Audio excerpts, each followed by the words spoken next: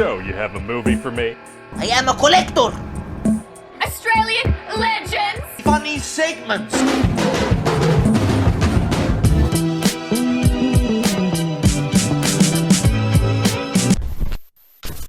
And go. What's up, everyone? It's Adam from FWCI, and let's have a look at the pitch meeting for Seinfeld. I got onto Seinfeld at the very end. I think I've recorded one episode of Seinfeld on TV during its original run, and that was the finale.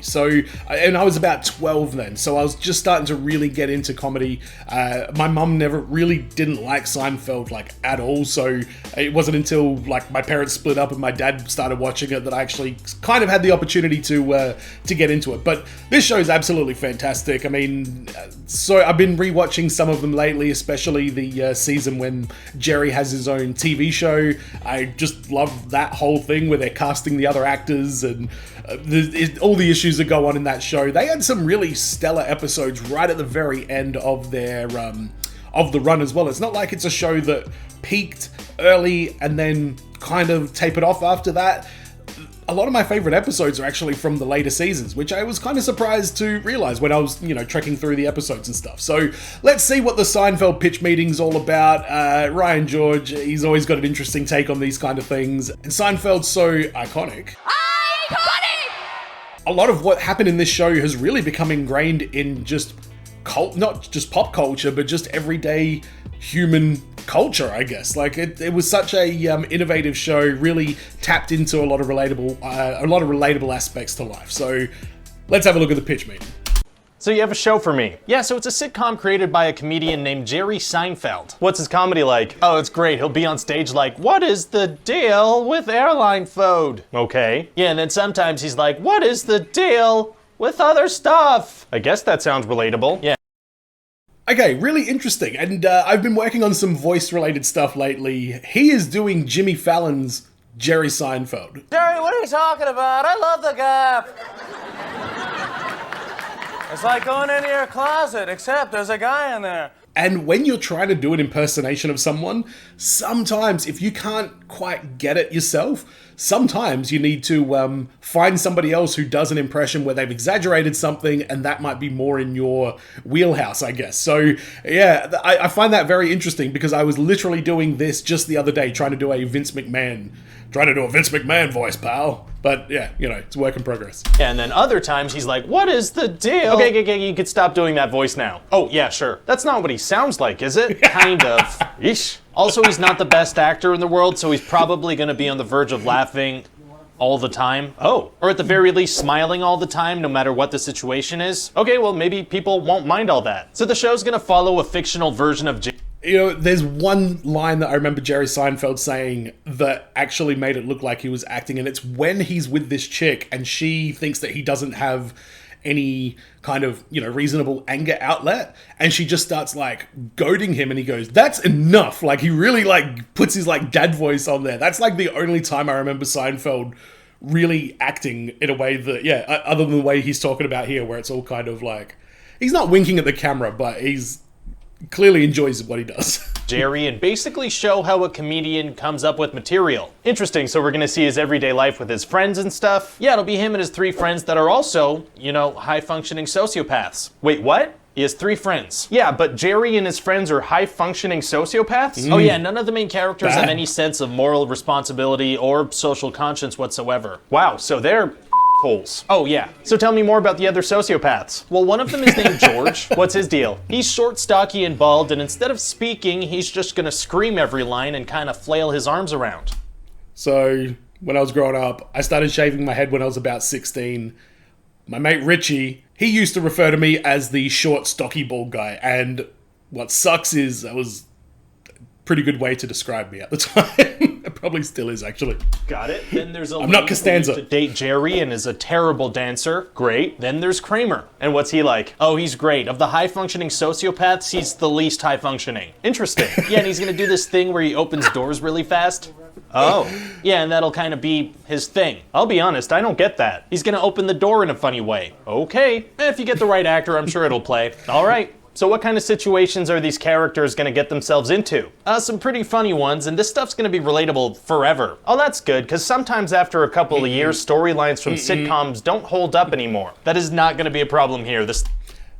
After this, I'll go check out that Seinfeld pitches for modern day Twitter account. I'll find it. If you haven't seen it, hang around after the video. We'll have a look. Stuff is never gonna feel dated. So what kind of situations are we talking? You know, on. like when you need to call somebody, but somebody's using the payphone? Ugh, I hate that. Or like when you're supposed to meet up with someone, but you can't find them, and you're like, what am I supposed to do now? That is always going to be a problem. Yeah, unless somebody invents a way to send like an instant message or something. Yeah, right, maybe in 100 years or so. Also, we'll talk about how rude it is to use a cell phone to call somebody. So rude. That's never gonna be an okay thing to do. It's very selfish. It's gross is what it is. Agreed. So what kind of humor would you... Yeah, I just watched that episode the other day, and it was, again, one of those ones that's late in the run. And it felt weird because, yeah, Elaine's trying to have a conversation on a mobile phone, and they're like, oh, you can't do the street dial. Oh, wait, you give her the street dial, and then she loses a call waiting standoff. Like, it was weird seeing them talk about cell phones because they would have been, like, real bloody new at the time. And obviously now it's just a important part of everyday life. Would you say the show has? Well, I'd say very much like Seinfeld stand-up. So he'll make observations and stuff? Exactly, like maybe they'll be at the post office and he'll be like, why is there always a line at the post office? Okay, what's wrong? Well, they don't sound like jokes. They sound like observations. Yeah, well, isn't it gonna be hard to get viewers at home to laugh at observations? No, actually super easy, barely an inconvenience. Yes. What do you mean? Well, I figure we can lean like really heavy into the laugh track. Oh, okay. Yeah, like if the studio audience can lose their minds between every sentence, that'd be great. We can arrange that. Then while that's happening, we can have the characters stand there and just look at each other like,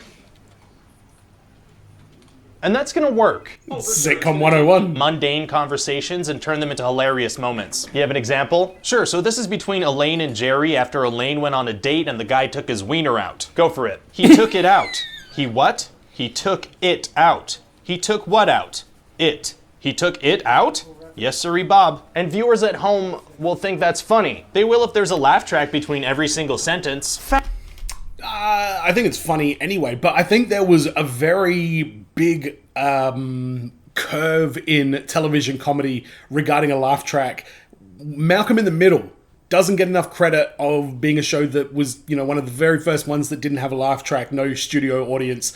But yeah, back in the day, they were still in that very mechanical, you know, like sitcom-y sort of formula way, I guess, where you do the joke, you have the laugh, like that's how you write these scripts kind of thing. And with that being said, I think Seinfeld is funnier now. I find myself laughing at bits the studio audience isn't laughing at just because I love the subtlety of these situations. So interesting here that the studio guy is like, why would people laugh at everyday observations? And Seinfeld was proof that if you do it, it's probably going to be funny. Well, you got to have some talent as well, but it's definitely doable. Fascinating. And so that's about it. We'll just have these four assholes running around New York City and getting into trouble. Sounds good to me. Great. And you know what? I think I have a person in mind for that Kramer character. Who's that? Yeah, this actor named Michael Richards. Great guy. Oh yeah? Yeah, and you know how some actors are very hot-headed and get themselves into trouble? Like scandals and stuff? That is never going to be a problem for this guy. Oh, no. Yeah. That's so uncomfortable to go back and watch. The Michael Richards meltdown at the Laugh Factory where he just starts blasting N-words like all over the friggin' room. It was a train wreck. Like, it's really one of those things that you watch and you want to jump into the screen and be like, dude, this is a terrible idea. You really need to stop, and it just keeps playing out in front of your eyes. Yeah, very strange. Dave Chappelle had a really funny a bit about that. Every time I see this backdrop, I think about Kramer fucking up. Where he's talking about it, and he's like, you know, the black guy in me was really upset, but the comedian in me was like, he's having a bad night. Don't worry, Kramer, you'll get him. Which I absolutely love. Chappelle's the man. So I have no idea when I'm going to be able to talk about Seinfeld again. And this Twitter account is so weird. They were around for like 5 years.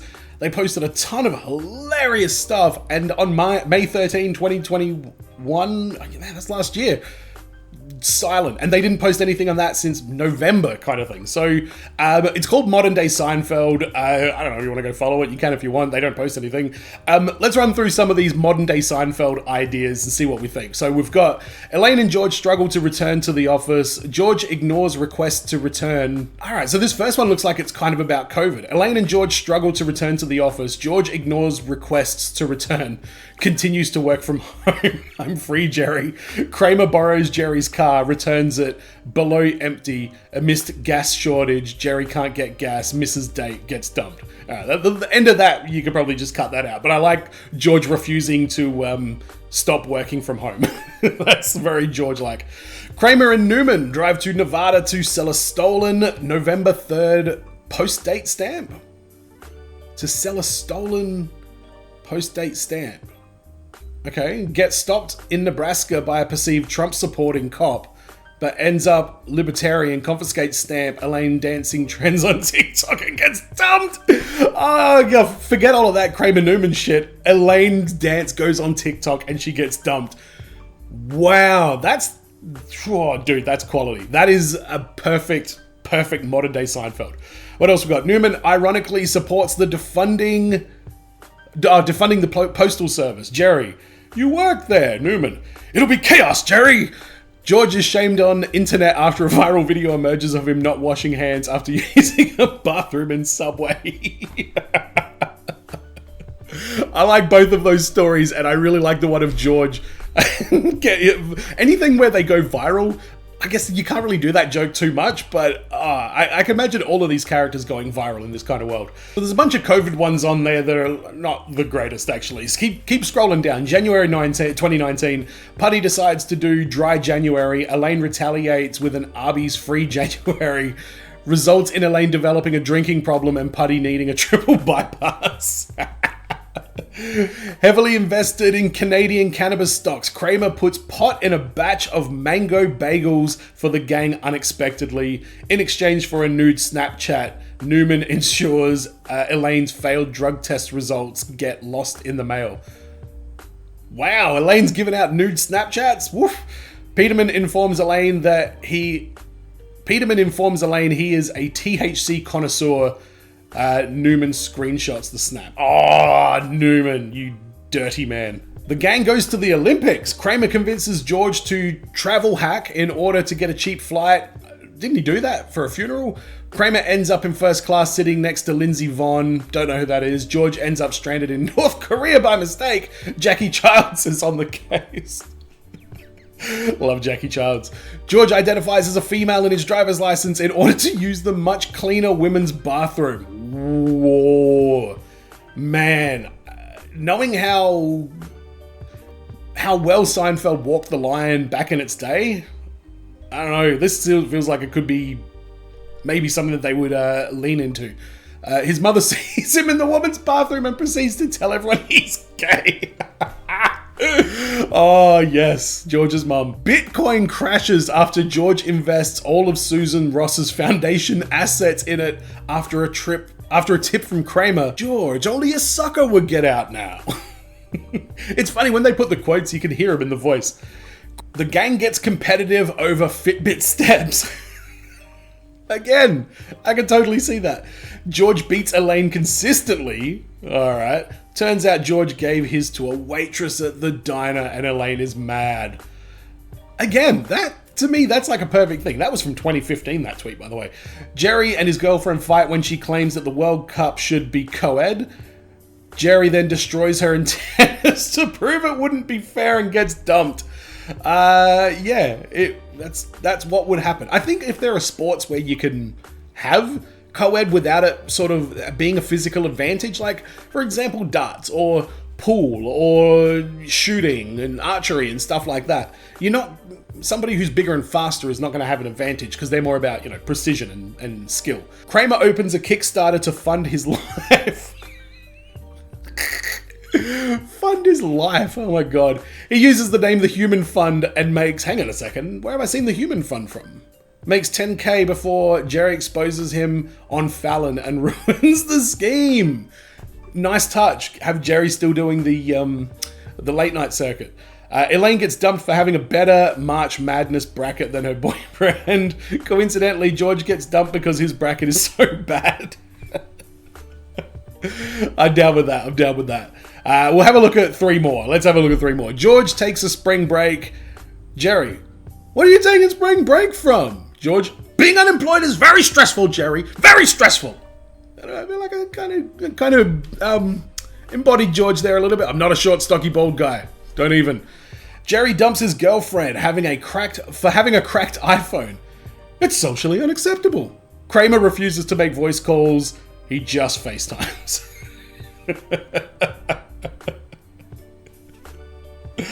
I like that one as well. I like that. All right, one more. All right, this is the first actual tweet that they did that's got a pitch in it. So we've got George is dumped for calling his girlfriend out for cheating in Trivia Crack. Oh, is that the app where like every day they do like trivia and shit? George, there's no way she gets the sports questions. She said KD is a rapper. I would be sus on that as well. I remember NBA 2K used to have a trivia thing, and it was random trivia as well. It was just about what's the capital city of blah blah blah. Like, but you got like 10 seconds to answer it. I kind of figured out a way to like ask the question into my phone in time to get a response, but it's so weird trying to word it the right way. But if you can. All right, maybe I should go out with George's girlfriend who's a cheat on Trivia Crack. But fuck it, let's do one more. Elaine is disgusted with Putty's obsession with the Super Bowl. Putty is the only night where the dip is a meal. It's the only night where dip is a meal. What? P and K, who's that? Putty and Kramer make a 21-layer dip. That's a meal right there. 21 layers of dip. But I'm going to cut myself off there, otherwise I'll be here all day. Let me know what you guys thought about this one in the comments. Thanks for checking out the video. Shout out to Ryan George. That guy's absolutely awesome. Love his comedy. Go check out my other pitch meeting reactions. I've got tons of movies, TV shows. I'm just about to sit down and record my first episode of Brooklyn Nine-Nine. Brooklyn! So subscribe if you want to join me for that journey. And as always, everyone, be well, stay safe, look after your friends. See you in the next video. Peace!